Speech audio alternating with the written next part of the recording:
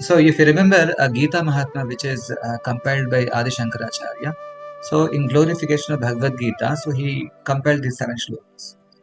So there in one shloka he says, Sarvopanishito gavo dogda gopala nandanaha.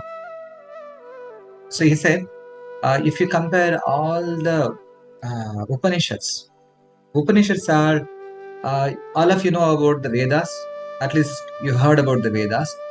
In Veda, there are different subjects are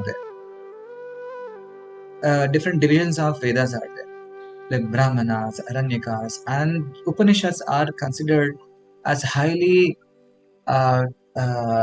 conclusive principles of those Vedas. It's very technical in details. So just like suppose there is a milk, if you're boiling the milk, then on the top of the milk there will be a thick fatty layer gets formed. So similarly, the cream of the Vedas are called Upanishads. They are 108 in number.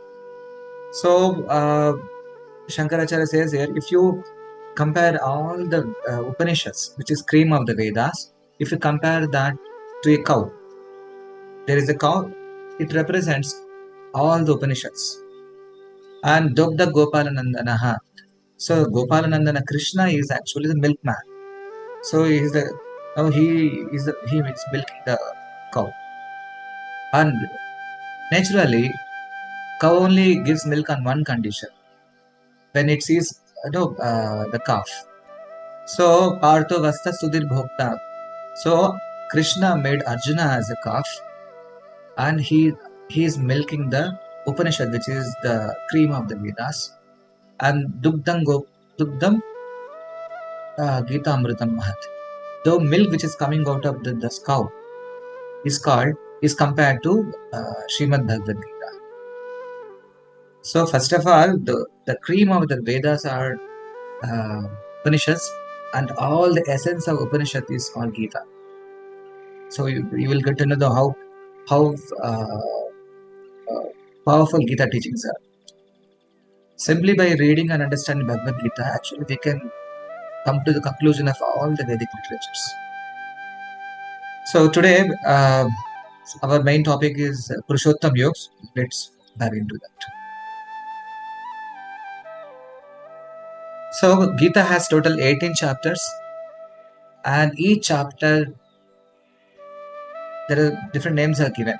The first chapter is called Arjuna Vishada Yoga in Sanskrit, and second chapter is called Samkhya Yoga. So third chapter is called Karma Yoga. Like every chapter, so there we find a common word which is called yoga. Now the current discussion is about the Purushottam Yoga. Usually whenever we we hear about yoga, what comes to our mind is some sitting postures or doing some breathing exercises. But actually in Sanskrit, the yoga word has a different meaning. The yoga, actually the word comes from the root word called yuj. Yuj means you have to connect. So connecting, actually yoga means actually it establishes a connection. When you say karma yoga, connecting all our actions to the divine, it's called karma yoga. Similarly, jnana yoga, dhyana yoga, raja yoga, there are various ashtanga yoga by practicing different bodily postures. That's also called yoga. So the yoga word actually means it connects our consciousness or divine consciousness. So today's topic is about Purushottam Yoga, 15th chapter, and 15th and 12th chapters are very, very shortest chapters of Bhagavad Gita. So both 12th and 15th has only 20 shlokas. So it's easy to complete one chapter. So 15th chapter, Purushottam Yoga, actually it is very, very special. I'll just brief, then I will explain in detail. So because in Purushottam Yoga, Krishna talks about his entire material existence. Because we live in a world, it appears huge. 7 continents are there, 7 oceans are there, and so many countries are there, 7.5 billion population are there, and so many activities are happening. But actually, if you see in a macroscopic level, actually our planet Earth is nothing. It's a small, tiny dot. the vast universe. And in this chapter, Krishna explains not only about this one universe, he explains about the whole material world. And not only about the material world he explains, and also he explains uh, about this material nature and how great he is, how he's Krishna is present in every sphere of creation, and who are these living entities, how are they've connected to him, and how they have come to this material world, how they are struggling, and how they are just continuously changing the bodies, and how they got stuck in this material world, how they can break the cycle of birth and death, and finally how they can they can go back to the spiritual world. All these things are explained in this one single chapter, that is called Purushottam. So let's get into the details. All of you can read, when I read shlokas, you can read. The first shloka, so Krishna says, Shri Bhagavan Uvacha, Urdhamulamadasyakam Aśvattham Prahurabhyayam Chandamsi Yasya Parnani Yastam Vedasa Vedavet. So in the first shloka, Krishna introduced a metaphorical concept which practically never exists, and we can only imagine. And of course, these examples are given to understand that realities. So Krishna says here, there is a banyan tree which has its roots upward and its branches down, and whole leaves are the Vedic hymns. One who knows this tree is a knower of the Vedas. Probably most of you wondering, what is this? The banyan tree which has root. Usually you find a tree which has roots downwards, but Krishna is saying here, this specific banyan tree roots are upward, and its branches are going down, and the leaves are represents Vedic hymns. One who knows this tree is a knower of the Vedas. So let's try to understand, and decode it. So all of you can see here a beautiful banyan tree which is standing on the bank of the water, and also you can find the reflection of that banyan tree as well, right? So actually Krishna's what the metaphorical example is giving here, so shown here. So Krishna is saying here, there is a banyan tree which has roots downwards. So usually experiencing this kind of tree in this material world is impossible. But there is only one way we can have this experiences. Whenever you go to a river bank, or if you go to any pond, any water bodies, suppose if there is a tree like this which is on the bank, so when you look at the water, so you will find the reflection. Actually it is perverted reflection of the original tree on the bank. So Krishna is saying here, so the bottom one. So here is saying the roots. Suppose when you look at the water, the original tree appears in a perverted reflection. So everything appears as topsy-turvy. So on the bank, you can see roots are downwards and the branches are upwards. You can find all the trees and leaves and the twigs here. But if you look at the water, the same tree, original tree, it becomes topsy-turvy. It has a perverted view. So it appears like if you take only the water portion, you see the roots are upward, the branches are downwards, and it's spreading in the downwards. And in the downwards also, the branches, some are going up, some are going down. It's very complex.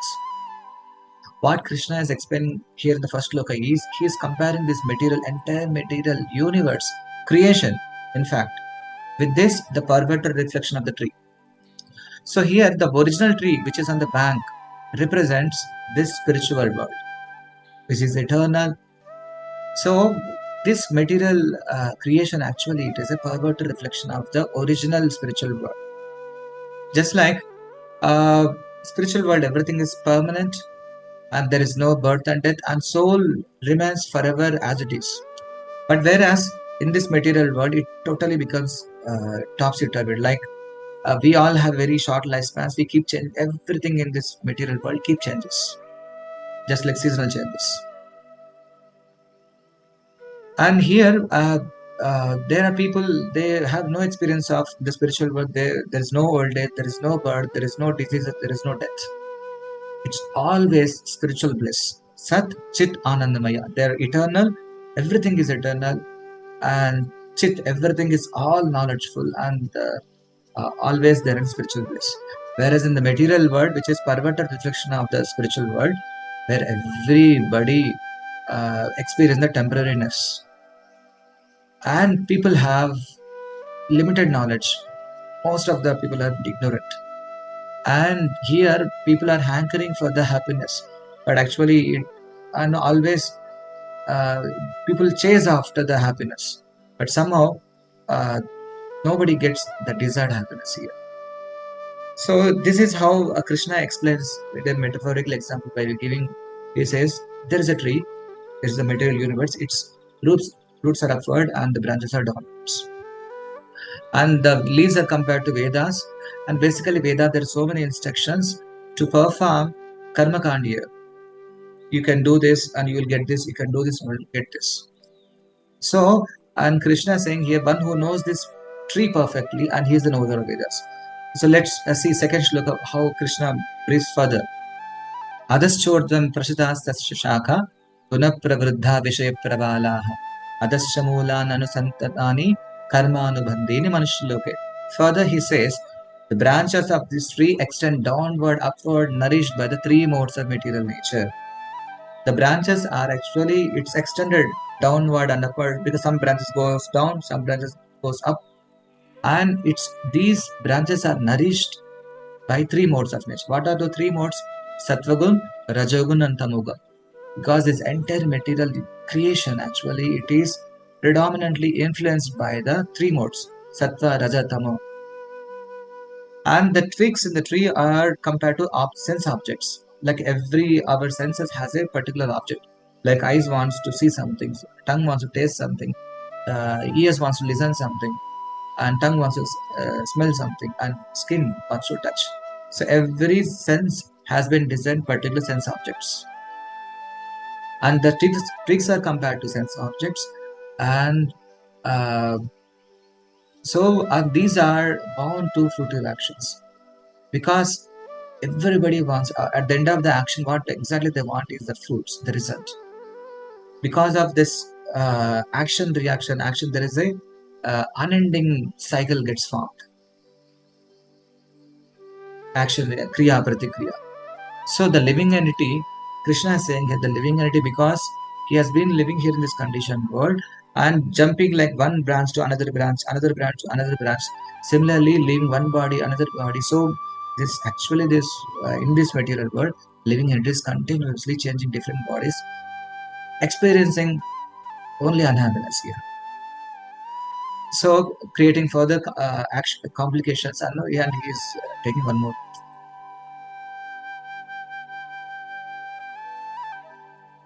So then further Kṛṣṇa says, Narupamasya tadopalabhyate nanto na chati na cha sampratishna Aśvattha menam suviruda moolam ashanga sastrena drudena chitva.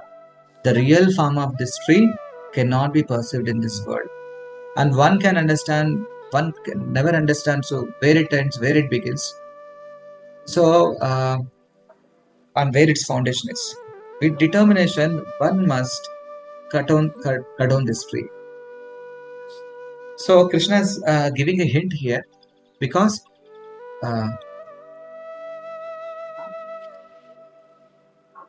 even to cut one small tree, it requires lot of efforts. So Kṛṣṇa is talking about here a huge banyan tree. And interestingly, to cut down this banyan tree, we don't require any other weapon. We require only one weapon, which is called detachment. Kṛṣṇa uses the specific word asangha. Sangha means association, sangha means attachment. Asangha means detachment. Because as long as the living entity is attached to this world, attached to this material activities, actually it can never go back to a spiritual world. Because living entity has been living in this world for many years. And living entity gets conditioned. So no matter how difficult circumstances are there, if you are put into one circumstances, slowly we get used to it. and we get adjusted to that particular circumstances. People are living in the cold countries, there are minus 50, 60 degrees are there. Still they are living, leading their lives. And extreme temperature areas are the people are living there. And people are, there are some particular jobs are there, like merchant navy. 6 months they travel, and 6 months they stay in ship, 6 months they'll come back to them. So there are people living in the starved areas, deserted areas, and still people they get conditioned. So here Krishna is saying here, if at all you want to stop this material existence, we should use the one weapon that is called detachment. What exactly detachment? Actually, whenever we come hear about the detachment, it's like giving up. So giving up something doesn't make you detached. So Krishna, we further will come to know. So what exactly what kind of detachment Krishna is talking about here? So then he says, Tadap padam tat parimargitavyam yasmin gatana nivartanti bhuyaha tameva chadyam purusham prapadde yata pravrittir prastha purani. Therefore, after cutting down the attachment to this tree, material existence, one must seek that place from which having gone once never returns, and there surrender to that Supreme Personality of Godhead, from whom everything began and from whom everything has extended since time. So Krishna is saying here, after one successfully cuts off this banyan tree of attachment, material attachments, then he must seek the place which having gone one never returns back. So he's saying here, after developing detachment, then he must desire to go to that place where one never returns. That means the spiritual world. And there you surrender to that Supreme Person, Krishna there. So, since from whom everything has begun, it's because Krishna is the origin of all this, both spiritual and material creations. So, here Krishna is saying here, after developing the detachment, and one must have a strong desire to go to that place. And now Krishna, he explains a very interesting shloka here. Who can develop detachment? So those qualifications are being mentioned here.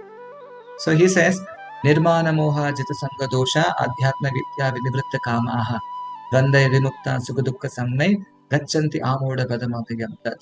One who is free from illusion, false prestige, false association, and who understands the eternal, and who is done with the materialist, and who is free from the duality of happiness and distress, and who knows how to surrender to Supreme Person, can attain that eternal.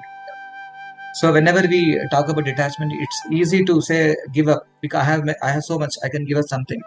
Actually, that is not really detachment Krishna is talking here. So who can develop that real detachment is one, nirmana moha. Nirmana means everybody has so much of no, people should adore me, people should respect me. It's a prestige we have. Actually, Krishna says it is false prestige. Nirmana moha. And give free from the false prestige, and not because I'm so great, I have so much of money, I have so much of name, fame, I have so many people with me. That is called false prestige and false illusion. And jita sanga dosha, and who gives the false association, and who understand the eternal adhyatma nitya. What is actually eternal in our life, including my own body, my own family, my society, my country, my profession. Everything is temporary in this world. Keep changing, keep changing. So then what is exactly the Krishna is talking about Adhyatma Nitya? Nitya means eternal. The soul, which is pervaded in this entire body. One who knows, one who understands this soul knowledge. And Vinivritta Kamaha, one who is done with the material lust. That means he has no material aspirations. Na sojati, na kangshati. Whether he is aspiring something or he is desiring something. So that is called Vinivritta Kama. That means one who has developed that sense of satisfaction in life. It's very difficult. No, see, always people aspire for increasing their standards. If someone has a cycle, if someone is walking on his barefoot, he aspires for cycle. One who has got the cycle, he desires for to have a motorcycle. One who has bike, then he desires for car. One who has already car, so he desires for the high-end car. So these material desires are unlimited. So Krishna is saying here, one who has that satisfaction in life, and dvandva vimukta. So one who is free from duality. Duality represents like heat and cold, and victory and defeat, and name and fame and defame. So this is called dvanda. This entire world is actually we experience only duality. Sometimes things become very favorable. Sometimes things become very unfavorable. Sometimes people will glorify us. Sometimes people will chastise us. So sometimes we become very successful. Sometimes we become so unsuccessful. In this world, everyone has to experience this duality. And Krishna is saying here, one who has developed the equipoise vision, one who sees equally, one who accepts equally both dualities, happiness and distress, and he can develop the detachment. Initially, he's just used one word, asangha, shastrena, detachment. So Krishna in this shloka he explains that one who has got free from that illusion, false prestige, false association, one who understands the soul's knowledge, one who is leads a very satisfied life, one who is equally accepts both the happiness and distress, only he can develop the detachment. Not only detachment, he is obviously he is getting attached to the permanent thing, that is spiritual things. Only he is qualified to enter into spiritual world. So practically it may appear it's very difficult, but actually when we start practicing, actually gradually we can reach to that state. So Krishna's purpose is to not to bewilder us by giving so many complex principles here. Actually all these principles which Krishna recommends here, it's no doubt it's difficult, but by regular practice actually we can reach to that state.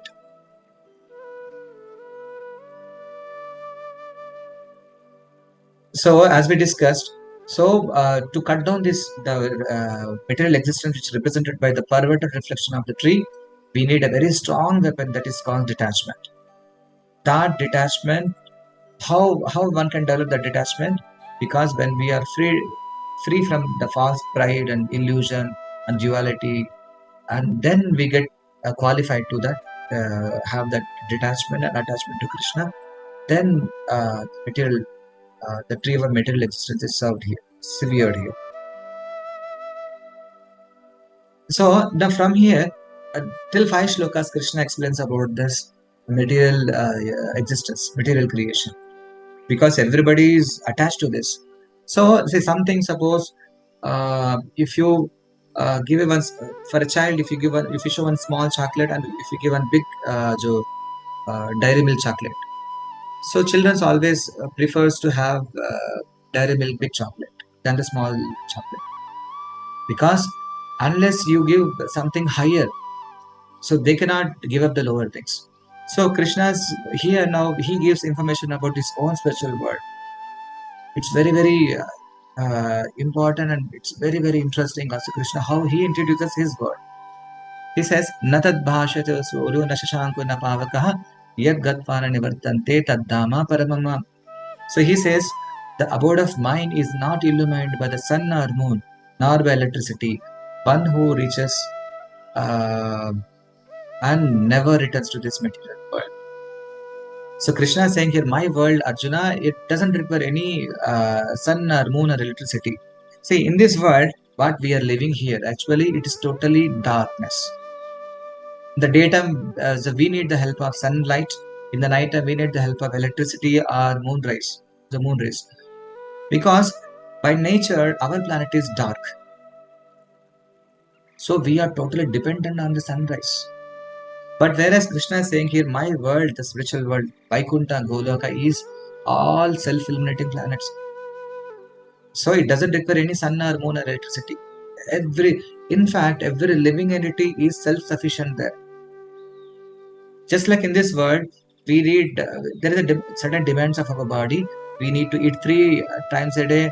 Minimum, we require 8 hours of sleep. We need to earn money, we have to work. There are so many demands, actually so many obligations are in this world. And whereas in the spiritual world, actually, there is no obligations for the souls. It's a total different dimensions they exist. And there everything is permanent, here everything is temporary. And Krishna is assuring here, one who reaches there, they will never returns to this world. So that's how it's totally opposite in nature in this material world, you see. Spiritual world is self-illuminating, here is totally darkness. And there, once having gone once there, nobody can return. But where here, we always keep changing the bodies. So Krishna is introducing my spiritual world is such a illuminating planet. So Krishna is trying to attract our attention here. So then Krishna, after saying this shloka, and Krishna changes his tone, and Krishna's mood of chanting this shloka becomes a little different. And Krishna says, Mamaivamsho jiva loke jiva bhuta sanatanaha manasashtani indriyani prakristani karshati. And Krishna says here, and he becomes emotional when Krishna says here, the living entities in this world, this conditioned world are my eternal fragmental parts. Due to conditional life, they are struggling very hard with the 6 senses, which includes the mind. And Krishna is establishing a connection to us. He says, Mamaivamsha jiva loke jiva bhuta sanatana. All the souls which are present in this world, actually they are my part and parcels. And they are sanatanaha. They are always eternal. But somehow, Prakristani, they have come to this world. They have left the spiritual world. And they are struggling with the 6 senses, which includes the mind. Karshati word refers to hard struggle. Suppose there is a beautiful family is there, husband, wife, and one son and daughter. But some son somehow, due to bad association, and he is revolted against the father, mother, and somehow he left the house. And after leaving the house, somehow, friends cheated him, and so much of struggles were there, and he doesn't have any proper house to stay.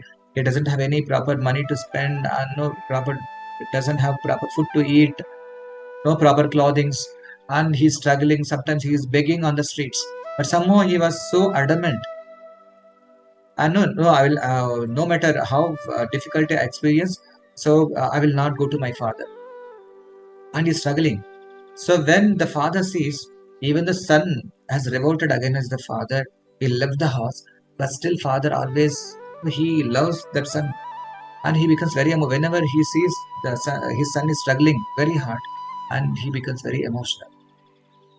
Similarly, Krishna is saying here, Mamaivamsha, all these souls are actually conditioned souls because they have become conditioned here. Condition means whatever body we give and we get conditioned. We start believing that my identity is this, belong to this particular body, and we start living here. So, and this is how we forget Krishna. So, and Krishna is remembering here, these souls are, they're eternal. They're my own part and parcels. But somehow this Prakriti Sthani, they are this material world, they are struggling very hard. We can see how Krishna, even though Krishna has many souls as his part and parcel, but every soul, he has this unique relation, and he has unique connection, and he has that emotions and feelings towards every soul. So then Krishna further says how exactly the soul is struggling here. He further explains, Shariram yadavapnoti yacha putramatishvaraha grihitvaitani samyati vayur gandhani vashayat. The living entity in this material world carries its different conceptions of life from one body to another as the air carries aroma. Just like suppose you are traveling on a bike or car or something, suddenly there is a cool breeze and there's nearby a rose garden, and you'll feel that the fragrant, though aromatic flavor of roses. Suppose you are passing by a city drainage area where all the drainage, dust is, all the things are collected from the city and dumped there, all the waste materials, and you will feel very bad smell there. Because whenever the air passes, and particularly it carries the aroma. Similarly, Krishna is saying here, every living entity, in every life, they have different conceptions. Suppose a dog life, I am a dog, I have a dog family, I have a dog. So it develops a dog consciousness. If there are different consciousness are divided, like one is called aquatic consciousness, Jalajana Vilakshana. There are 9 lakh varieties of aquatics, and there is a tree consciousness, there is a insect consciousness, there is a bird's consciousness, there is an animal consciousness, there is a human consciousness. Even among aquatics, there are 9 lakh varieties. Among birds, there are 10 lakh varieties. It's a huge, it's very complex subject. So how a living entity develops different conceptions, and based on this conception, he is preparing the next life. Just like you are preparing for competitive exams during your 12th class, after the entrance exam, so it will be decided which field you want to choose first. You want to go for medical, you want to go for engineering. For that, you need to write an entrance test. Similarly, this present human life, actually, it decided in this life, it is decided what kind of body you will have the next life. So Krishna says, Kshotram chakshuspashanam charasanam grahanam cha adhishtaya manaschaya vishyanam sevate. The living entity that's taking another grass body. Every body we have particular senses like ear, tongue, nose, sense. Just like humans have a different set of senses, and animals have a different set of senses. And every object is being desired. Cause designed food is actually the grass. Whole life cow can eat grass, but it can never get bored. But whereas we humans, we want different varieties. So he enjoys particular set of objects since every life, and he has been given a particular body, and he is happy with that. And somehow he is continuing this. This is how he is got stuck in this material world. So then further he says, Utkramantam sitam vapi bunjanam va gunanam tam vimudan nanu pashyanti jnana chakshushaha. The foolish cannot understand how a living entity can get his body, nor can they understand what sort of body he enjoys under the spell of modes of nature. Because we never understand how a soul is getting body and it's maintaining body, then how soul leaves the body. It can never understand. So we see people are taking birth. We see around us, people are taking birth, and as they're growing, small baby, then school baby, then college, then getting married, then having children, then getting old. And after some time, they're leaving the body also. Even though we see them, people are taking birth, people are leaving the body, but vimudha, because foolish person cannot understand. Who is foolish? Actually, one who forgot his spiritual identity as a soul. Na anupashyanti, they can never understand. Lekin there is a one way where they can understand is pashyanti jnana chakshushaha, and only by the trained with the spiritual knowledge. When we have that spiritual perception, then we can understand this reality and we can relate to it. So then he further says, the endeavor in the yatanto yoginashyanam, one who has developed the spiritual vision under the guidance of a bona fide spiritual master, one who started learning the spiritual realities, he started observing the things.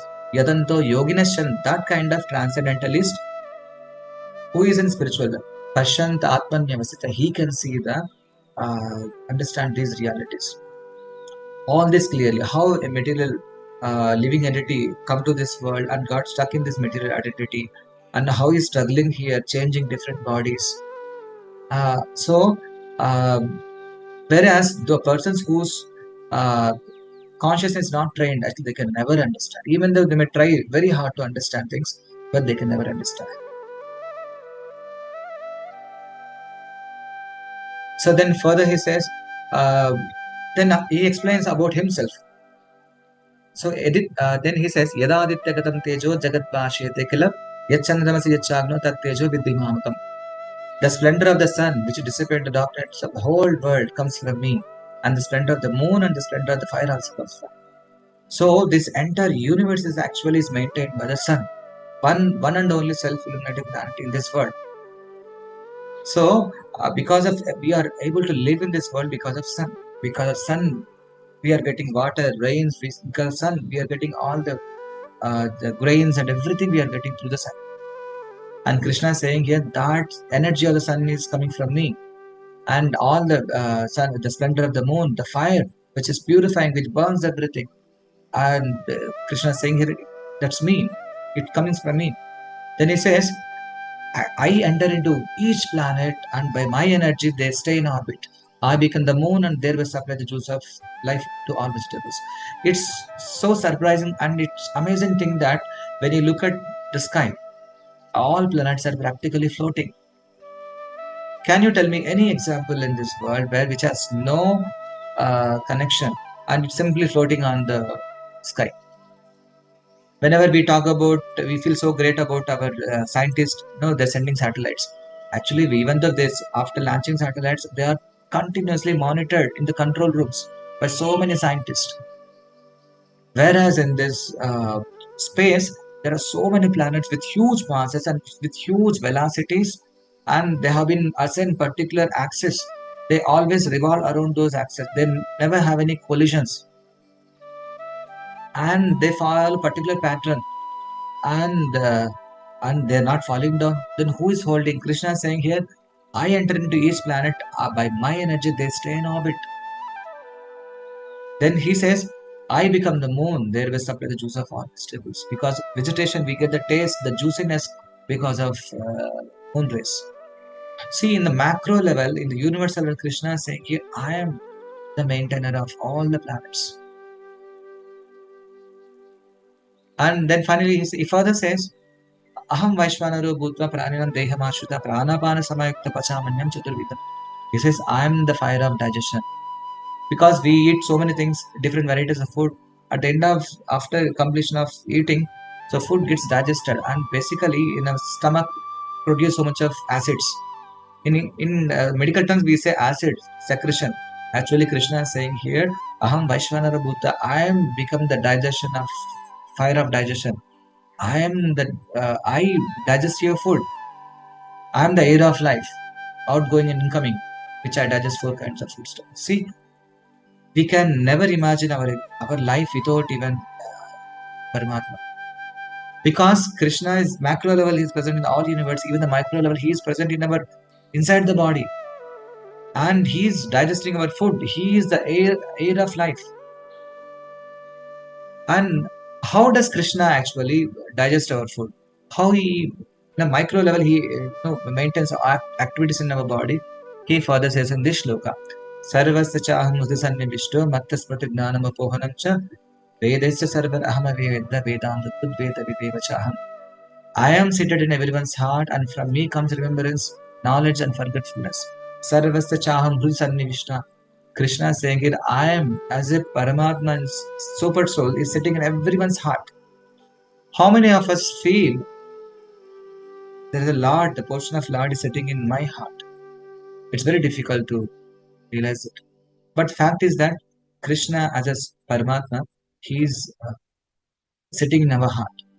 And from him comes knowledge, remembrance, and forgetfulness. We all forgot about our past lives. If we have remembered our past life, we can never live our present life peacefully.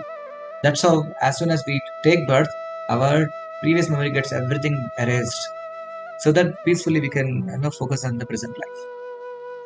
So Vedas is server, and he says, I am the compiler of the Vedas. I am, in fact, I am the Lord of this. In scripture, it is said, whenever the Supreme Lord breathes out, actually Vedas comes out, and those Vedas are actually manifested in the heart of Brahma. Tene Brahma Hrudaya Adikam. So it is the Supreme Lord who presented this Vedic knowledge to Brahma, and from Brahma further, he presented it to his disciples. That's how this Vedic knowledge is coming from the Parampara. So the entire purpose of Vedas is to understand Krishna. If you are become very expert in reciting Vedic mantras, but you have no understand, no attraction towards Krishna, actually then all your effort, everything is gone in vain. So as a Paramatma, Krishna is doing everything even within our body. You see here, he is center of the moon and sun, energies, he's such a planets, and he's a fire of digestion, and he's situated in our heart, guiding continuously. And every life he's accompanying with us. Then further he says, Vavimo Purusho Loke Ksharas Chakshar Evacha Ksharas Sarvani Bhutani Kutasto Uchate. There are two classes of living entities, fallible, infallible. Fallible means they have very, very fragile consciousness, and like easily they get influenced. They always have a tendency to fall down. Krishna says here, those who are living in this material world, they are fallible. Fallible because they have tendency to get attracted, allured by the material energy and fall down. And there are other category people are called infallible. So they never fall down. That means they have attained the pure consciousness and they never fall down. So further he says, Uttama Puruṣottama Paramartha Udahartah Yulokatrayamesha Vibharta Ave Ishvaraha. Beside these two, there is the greatest living entity, Lord Himself. He has entered into this world and maintaining them. And Kshara Akshara, fallible, infallible. Above these two personalities, there is one Supreme Personality is there. He is the maintaining the entire world. As though Krishna is saying here in this shlokas, somebody is there, you should go there, you should go to that world, you surrender to him, and he is maintaining. Actually, as though Krishna is mentioning about some other person. So let's see now in this shloka, Krishna further he says that Supreme Personality who is maintaining everything, controlling everything, is none other than me. He says, Yasmat aksharamadito aham aksharadapi chottamaha atosmi loke vedecha pradita Puruṣottamaha. Because I am transcendental beyond both the fallible and infallible, because I am the greatest, I am celebrated both in the world and Vedas as that Supreme Person, Puruṣottama. So Krishna maintains his all supremacy, his transcendental position in all spheres of his pastimes. So whenever the soul comes to this world, it becomes fallen. Whenever soul remains in the spiritual world, actually it becomes infallible. But there is one personality is there who is always maintain his transcendence, and he is called Puruṣottama. Even if he comes to this material world, he is not called fallible. He maintains his spiritual nature always. He maintains that supremacy. He is called Puruṣottama. That Krishna is being worshipped in the Vedas as Puruṣottama. Krishna is saying, I am that the Puruṣottama. So these examples of like Kshara, always fallen, fallible material beings. Akshara means infallible, those who live in the spiritual world, having spiritual bodies. Interestingly, as long as we are in this material world, we require a body to function, we require a mind, intelligence, false ego, everything. But whenever the soul gets promoted to spiritual world, Vaikunthas, you don't require body, you don't require mind, you don't require intelligence, you don't require ego, you require nothing, because soul becomes all powerful and it has all capabilities to do all the functions of the mind and intelligence and false. It doesn't require anyone's assistance. And there actually the Supreme Person being as worshipped as Puruṣottama. Actually in the scripture there is said like there are three kinds of Purusha. Purusha means actually a sense of enjoy, one who wants to enjoy. So there are third Purusha is called Adhama Purusha. Actually they are not enjoyers. Actually they are being enjoyed by Krishna, but somehow they have false tendency of Purusha, enjoyment. So they're called Adhama. Be it female or male, both of them have a tendency of enjoying. So they are called Adhama Purusha.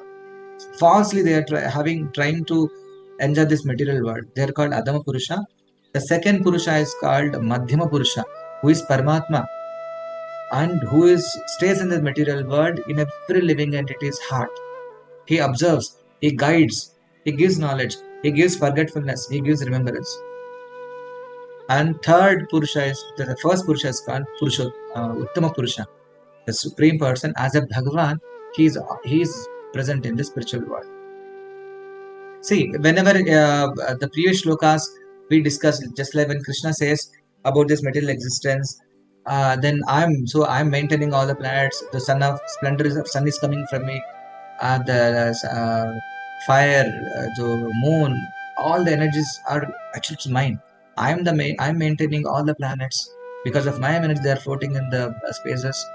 So that means Krishna is giving his information about his all pervasiveness. It is called Brahman, all pervasive. It's everywhere.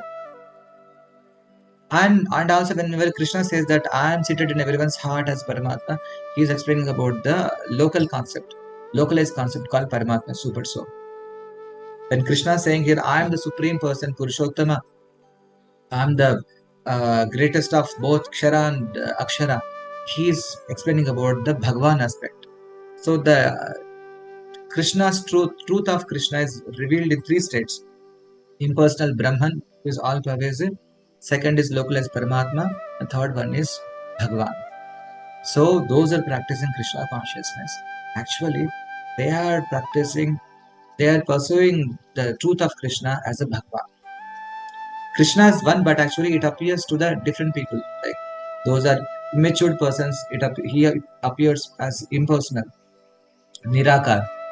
Then further who progresses in this direction, then people can feel as a Paramatma stays in our heart. Then further final, when he completes his journey, spiritual journey, then he can realize when the soul is fully nurtured his consciousness, then he can see Krishna as Supreme Bhagavan. So then further concluding verses, Krishna says here, Yo mamevam asam modo janati Purushottamam Sasarvavid bhajati mam sarva bhavena bharata. Whoever knows me as the Supreme Person, whoever knows me as the Supreme Personality of Godhead, without doubt, is to be understood as the knower of everything. And therefore, he engages himself in full devotional service. Whoever knows me as the Supreme Person, Purushottamam, and even though Krishna, because it's very difficult to understand the small Krishna who is playing with the cowherd girls and boys and cows and calves.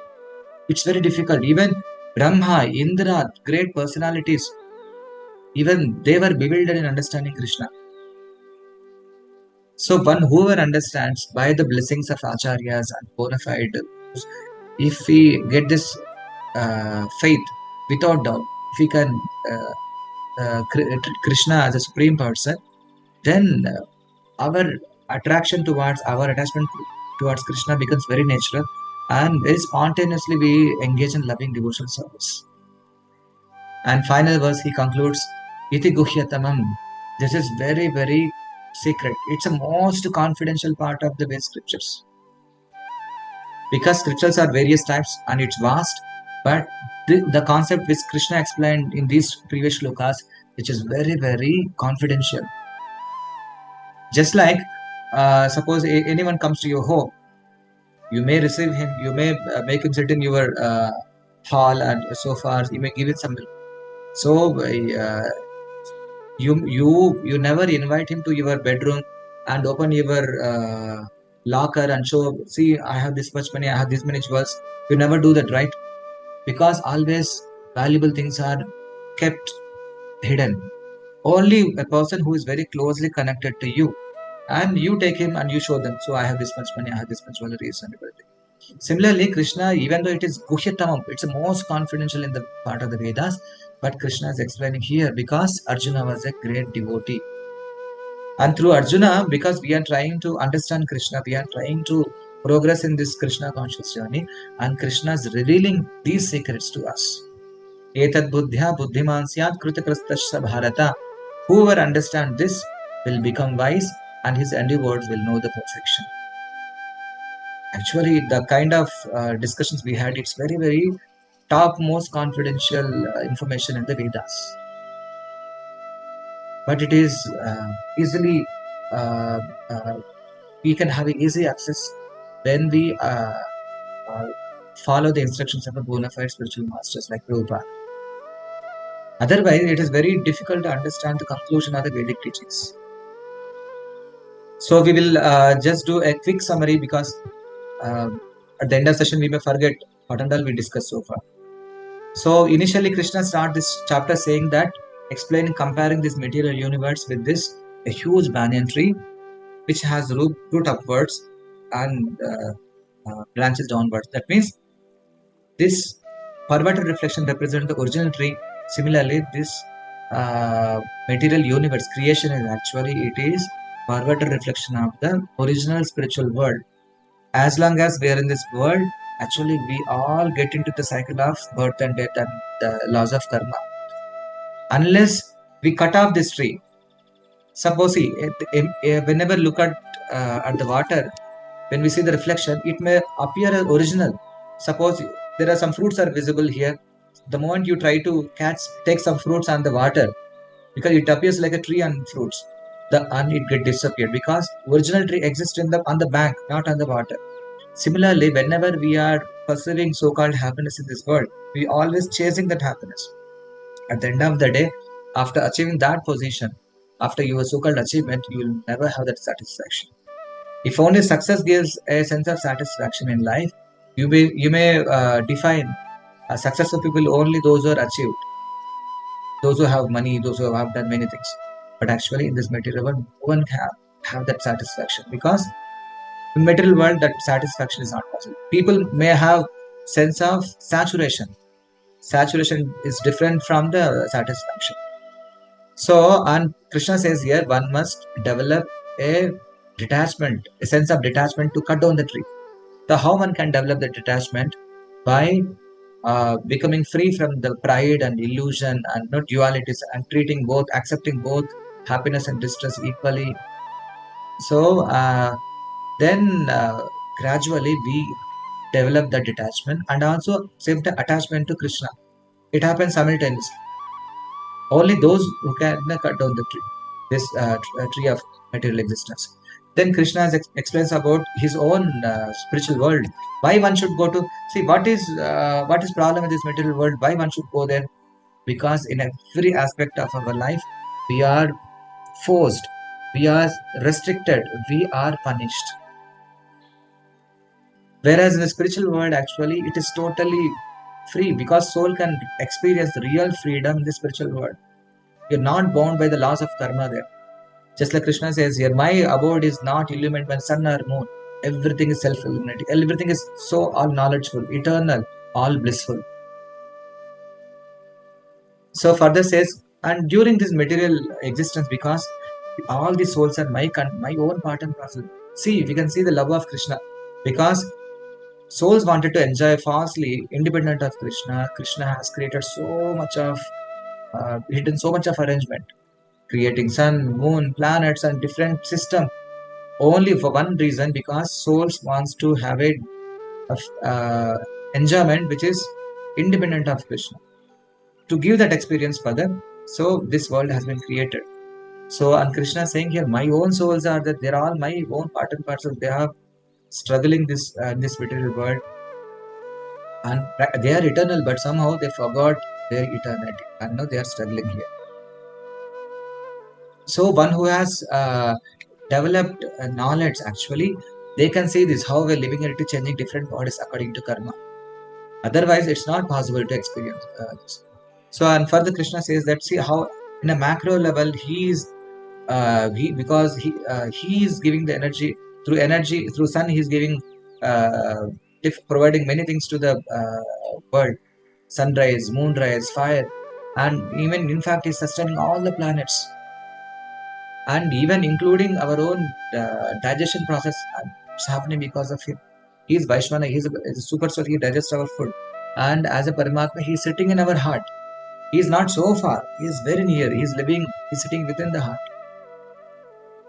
So then further he says, and he is waiting when the soul will turn to me, when the soul will turn. So whenever we come in association with devotees and we start realizing, we start feeling the importance of spirituality, then we start chanting Hare Krishna, we start chanting, reading Bhagavad-gītā, we start practicing devotional service. Then slowly the soul starts journey to towards back to God in the spiritual world. Of course, it's a long journey, but we have started it. And Krishna further says there are two kinds of living entities: Kshara, fallible, conditioned living entities.